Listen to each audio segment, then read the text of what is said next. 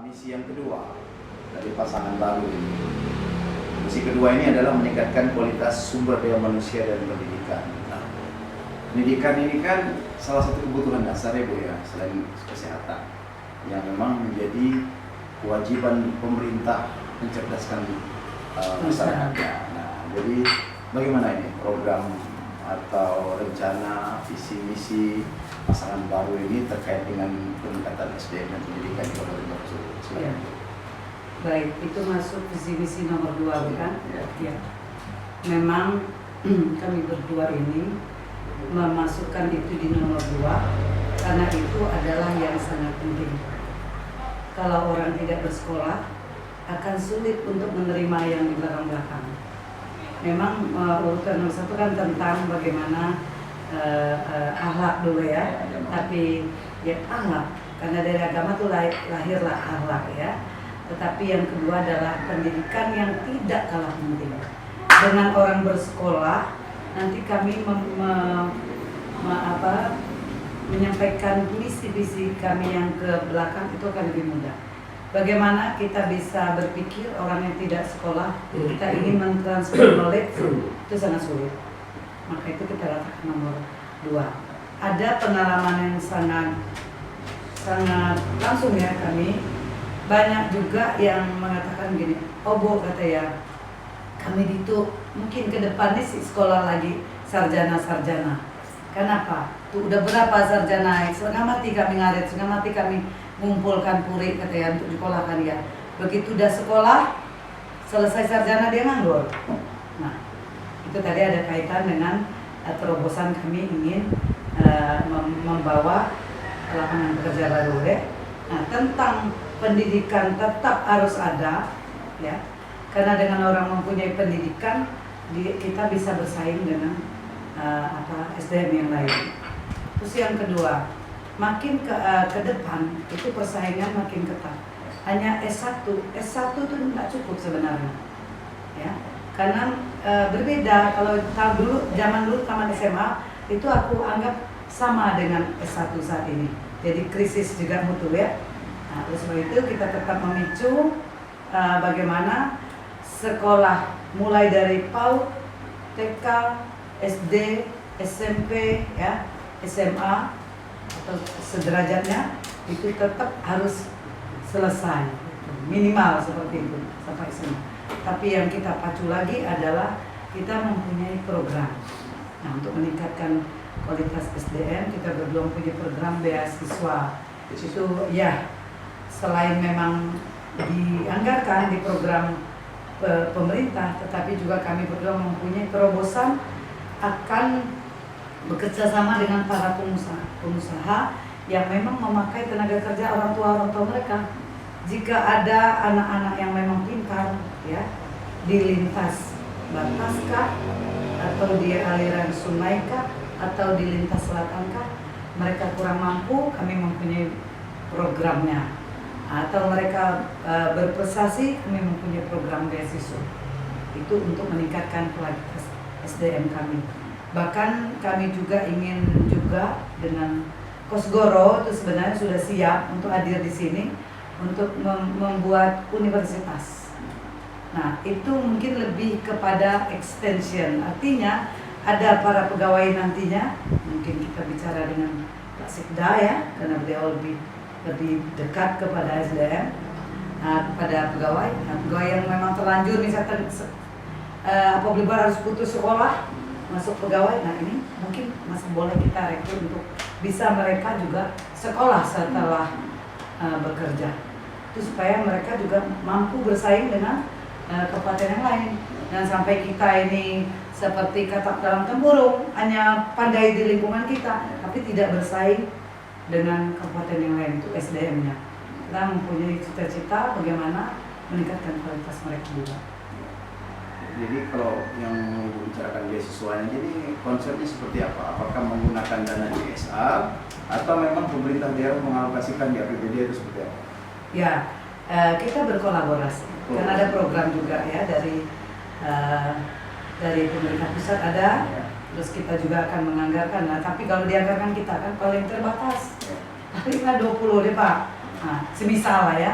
tapi kita tidak bisa terbentur hanya karena anggaran yang kecil kan, tetapi kita mengajak serta orang yang memang sudah memfungsikan tenaga kerja, mungkin bapak ibunya, pengusahanya loh, ya minimal dia menyumbang berapa, mungkin dia menyumbang 10 tahun ini untuk beasiswa kan, terutama mungkin yang kita perlukan tenaga-tenaga ahli ke depan mungkin di bidang, mungkin ahli perkebunan, ahli pertanian, dokter spesialis, itu sangat penting kita perlukan. Terus seorang dosen gitu, di bidang-bidang itulah yang kita akan lengkapi nanti. Kalau kita bicara tentang pendidikan juga kan bicara tentang kualitas guru ya Bu ya. Betul. Nah ini bagaimana rencana kalau Ibu terpilih sebagai guru Bupati untuk meningkatkan kualitas guru kita agar ya kemampuan mengajarnya makin lebih baik? Baik. Apakah ada program khusus? Ya, di program dinas kedinasannya itu kan sudah ada akreditasi. Nah mungkin program itu sudah ada untuk meningkatkan kualitas para guru, itu mungkin sudah ada. Mungkin sedikit penambahan saja mungkin ya, mereka senantiasa di refreshing ya. Nah, refreshing kalau perlu, kalau udah refreshing belum menghasilkan output yang pas, kita brainwashing kan gitu kan. Jadi ada tingkatan-tingkatan untuk beliau-beliau karena mereka kan tonggak ya. Jadi di pundak pahlawan tanpa tanda jasa itulah murid-murid keluar sebagai murid berprestasi. Jadi itu yang kita tingkatkan juga. Saya tidak melihat sekarang ada visit ya, visit kepada anak-anak yang mungkin seperti kami dulu, karena saya asalnya guru.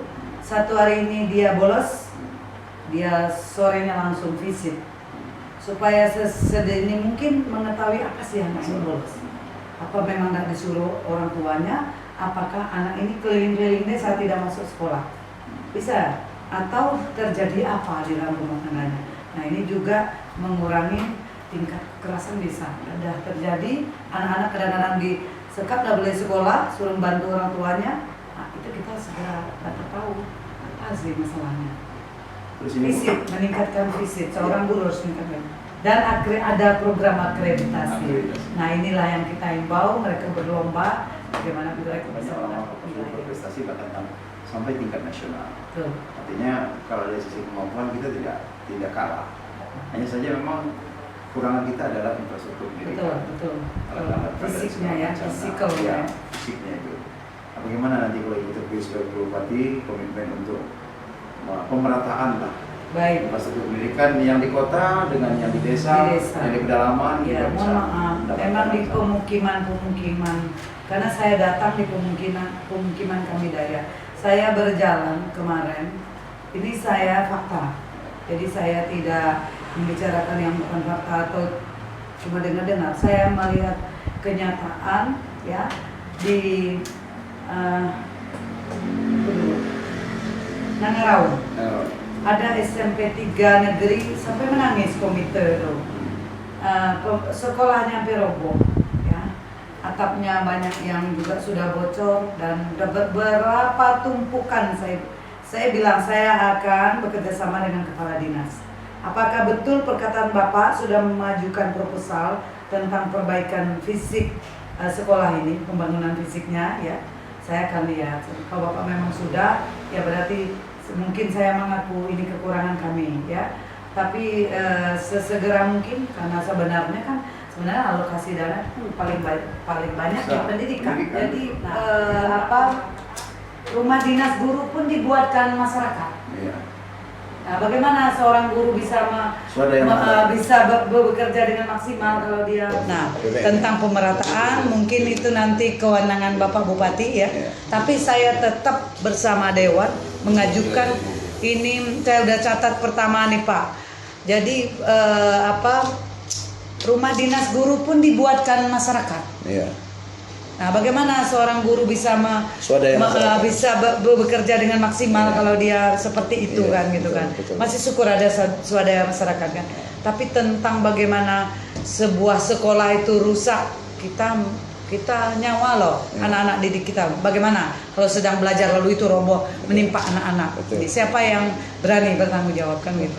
Ini merupakan prioritas utama untuk pembangunan sekolah-sekolah yang rusak itu adalah nomor 1. Bu, ini pertanyaan terakhir terkait pendidikan, Bu. Baik. Ini guru-guru kita, informasi yang saya dapatkan, sebenarnya guru kita ini kalau dibagi ke seluruh kabupaten sudah cukup. Tapi fakta di lapangan itu lebih banyak numpuk di kota-kota. Ya.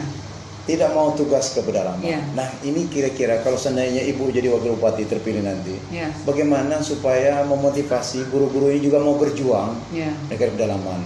Gitu. Kira-kira apa, reward apa atau cara apa? Ya, Dan mereka juga punishment, betah, ya. Bu, tugas di pedalaman. Ya, memang itu memang kenyataan bukan hanya di sektor pendidikan ya, tetapi di kepegawaian lah ya.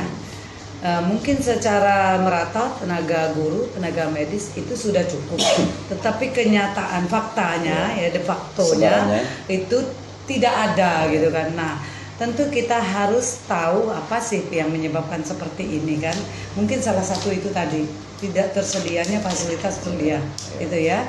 Jadi dia harus tetapi sebagai seorang yang mengabdi itu tidak boleh menjadi alasan.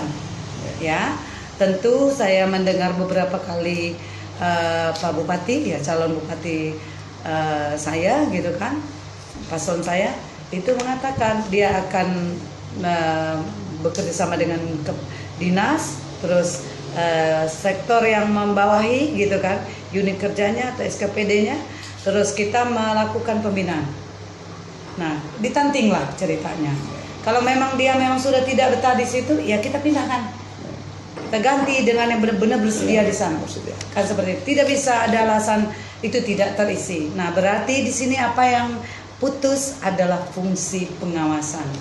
Nah, kemana pemimpin cabang kita ya kan? Di mana pengawas kita nih? Nah, ini perlu kita pertanyakan. Ya. Baik, Mohon maaf. luar biasa jawabannya. Ya.